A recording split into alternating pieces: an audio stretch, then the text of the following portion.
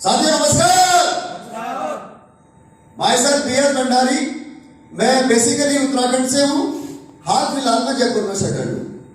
दोस्तों, जैसा कि मेरे बारे में ऑलरेडी प्रकाश सर ने आपको बताया ही है, मैं एक एक्स-आर्मी पर्सन हूं। जी हाँ दोस्तों, मुझे सौभाग्य प्राप्त हुआ है 18 साल भारतीय सेना में रहकर के देश सेवा करने का, और पिछले 4.5 साल से सेना से वॉलंटरी रिटायरमेंट लेने के बाद में मैं इस संस्था के साथ मिलकर के स्वस्थ भारत और समृद्ध भारत के मिशन पर कार्यरत हूं। दोस्तों, एसएलपीएस वेलनेस प्राइवेट लिमिटेड की स्थापना 9 नवंबर 2014 को हुई। इसके संस्थापक आदरणीय श्री संजीव कुमार जी, जो भारतीय सेना से ही है। आपने भी 15 साल भारतीय सेना में रहकर के देश सेवा की है।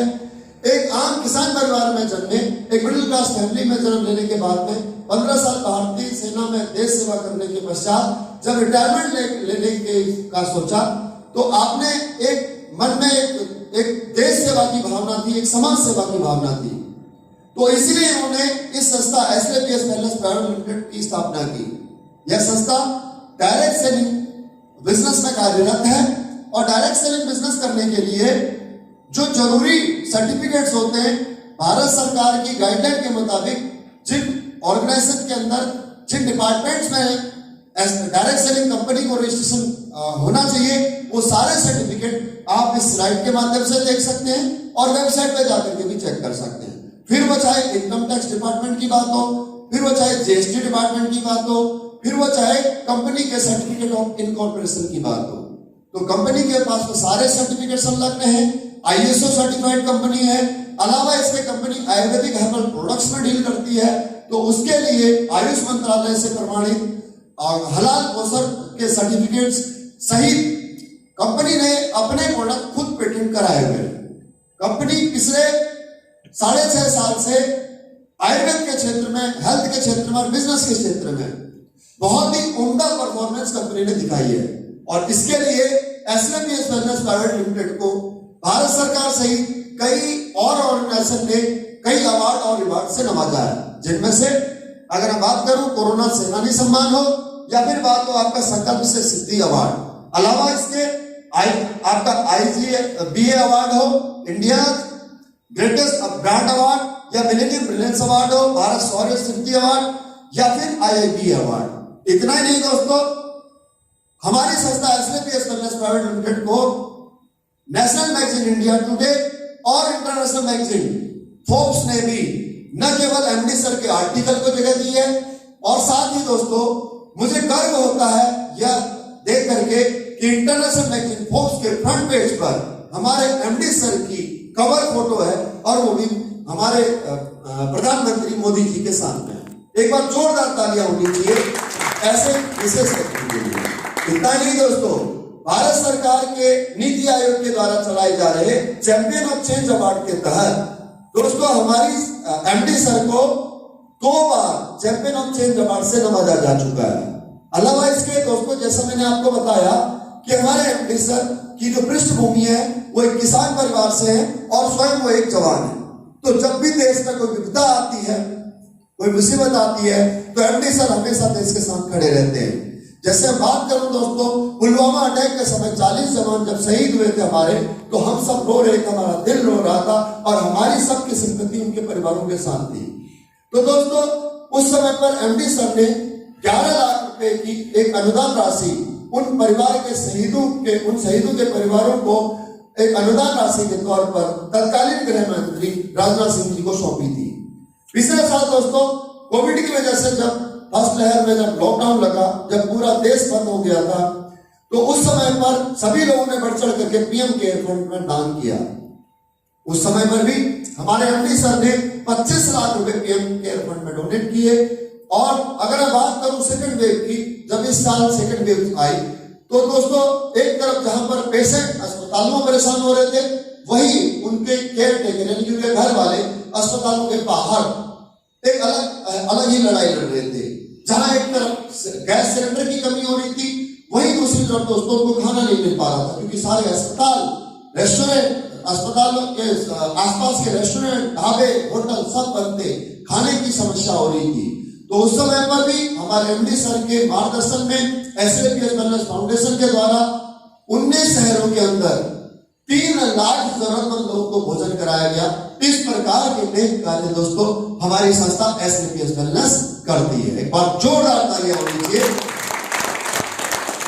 और साथ ही दोस्तों जो आज मैं आपको इंफॉर्मेशन बताने वाला हूं जिस काम के बारे में, वह काम है दोस्तों स्वस्थ भारत और समृद्ध भारत। इसके तहत मैं आज आप लोगों को जानकारी दूंगा हेल्थ अवेयरनेस में आपको बताने वाला हूं लाइफस्टाइल डिसीज के बारे में।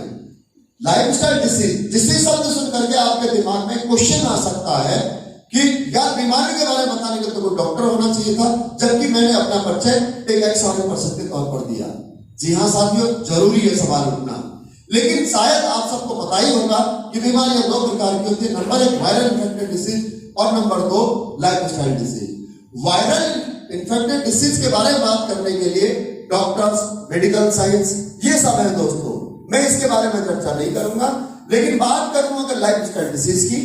इसके बारे में बात करने के लिए, डिस्कस करने के लिए आपका या मेरा डॉक्टर होना जरूरी नहीं है। यह तो हमने अपने माता पिता, अपने दादा दादी, नाना नानी से विरासत में सीखी हुई बातें हैं। जैसे अगर आपके घर में किसी को चोट लग जाए, हड्डी में, पैर में चोट लग जाए, मोच आ जाए, तो आपके दादाजी, मेरे दादाजी ने ये कहा होगा और आपने सुना होगा कि इसको बच्चे को दूध में हल्दी डाल करके पिलाइए, इसकी हड्डी जल्दी जुड़ जाएगी, दर्द जल्दी खत्म हो जाएगा। क्या वो डॉक्टर थे? क्या वो डॉक्टर थे? इसी प्रकार से दोस्तों जब आप धूप से बाहर आते थे, मैं धूप से खेल करके आता था घर में, आप खेल करके आते थे, तो आपकी माँ, मेरी माँ कहती थी, अरे बेटा ठंडे पानी से मत नहाना, ठंडा पानी मत पीना, नहीं तो तेरे को बुखार आ जाएगा, जुकाम लग जाएगा। क्या आपकी माँ, मेरी माँ डॉक्टर थी? नहीं थी ना। अलावा इसके दोस्तों दूध पीने के बाद में, खीर खाने के बाद में मीट मच्छी नहीं खानी चाहिए, ये हमारी दादी ने बताया, नानी ने बताया। यस और नो? बताया नहीं बताया? क्यों? क्योंकि इसको खाने से, नॉनवेज खाने से कहीं ना कहीं बताते थे पुराने बड़े बुजुर्ग, कुष्ठ रोग हो जाता है, राइट? बताते थे स्किन रोग हो जाता है। सही है गलत है? क्या वो डॉक्टर थे? नहीं थे दोस्तों। उनको हमारे पूर्वजों से ये सब बातें विरासत में मिली हुई थी, क्या खाना चाहिए और क्या नहीं खाना चाहिए, कैसे रहना चाहिए, हमारा लाइफ स्टाइल कैसा होना चाहिए। यस और नो? तो इसके लिए आपका या मेरा इस बात पर चर्चा करने के लिए डॉक्टर होना जरूरी नहीं है, और यही बात मैं आज आपसे करने वाला हूं। दोस्तों लाइफस्टाइल डिसीज क्या होती है समझने से पहले मैं थोड़ा सा आपको शरीर की कंपोजिशन समझाना चाहूंगा। दोस्तों हमारे शरीर की कंपोजिशन है पानी, carbohydrate, fat, vitamin, protein, mineral और फाइबर। अगर ये चीजें इनबैलेंस हो जाएं तो हमारे को डायबिटीज, गैस, कब्ज, मोटापा, हाइपरटेंशन, ब्लड प्रेशर, कोलेस्ट्रॉल जैसे कई रोग हो सकते हैं। क्यों हो सकते हैं? समझो बात को, क्योंकि आप इस दो जनरेशन की लाइफ की को आप इसे मैं आपको समझाना चाहूंगा। एक लाइफ मैंने समझाई है हमारे दादा परदादा लोगों की। उस समय पर का जीवन कैसा था? लोग शुद्ध खाना खाते थे, साफ पानी पीते थे, खेतों में काम करते थे, नियमित व्यायाम करते थे, एक जगह से दूसरी जगह जाने के ट्रांसपोर्टेशन के साधन नहीं करता, पैदल जाया करते थे। इस वजह से वो लोग लंबा और एक स्वस्थ जीवन जिया करते थे। लेकिन आज की डेट में खान पान बदला, 10% बच्चे बीमारी के साथ पैदा हो रहे हैं, बाकी के बच्चे junk food, animal product, refined food, ये सारी चीजें खाने से न केवल उनकी पाचन शक्ति कमजोर हो रही है, बल्कि उनके शरीर में टॉक्सिन जमा हो रहे हैं, और आज के बच्चे 30-35 साल की उम्र तक आते आते किसी न किसी बीमारी से ग्रसित हो रहे हैं। ऐसा नहीं है कि आज सभी लोगों की डेथ जल्दी हो जाती है, आज भी लोग 80-90 साल जीते हैं, लेकिन कैसे? दवाई गोली के सहारे। सही है गलत है? पहले जो बीमारियां थी दोस्तों वो सूक्ष्म विषाणु की वजह से फैलती थी। इन बीमारियों को कहते थे महामारी, चेचक आ गया जी, हैजा आ गया जी, काली खांसी आ गई जी, कोरोना आ गया। ये सारे किससे फैलने वाले रोग हैं? वायरस से। लेकिन धन्यवाद करना चाहिए हमें मेडिकल साइंस का, हमारे साइंटिस्टों का, हमारे डॉक्टरों का, कि वो लोग इस ऐसी महामारियों का कोई ना कोई ढूंढ लेते हैं, वैक्सीन बना देते हैं, टैबलेट बना देते हैं, या इनसे बचने का तरीका बता देते हैं।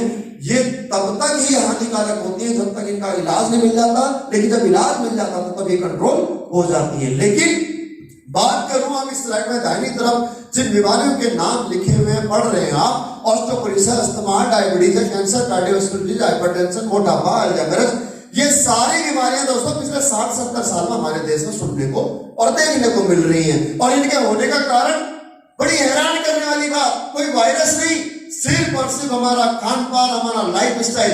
हमने क्या खाया, कब खाया और कैसे खाया। जी हाँ साथियों, हमारे को जो भोजन चाहिए, जो पोषक तत्व चाहिए हमारे शरीर को बढ़ाने के लिए, जो न्यूट्रिशन चाहिए वो मिलता हमारे को नेचुरल फूड से, प्राकृतिक भोजन से, दाल से, दूध से, दही से, सब्जी से, पानी से।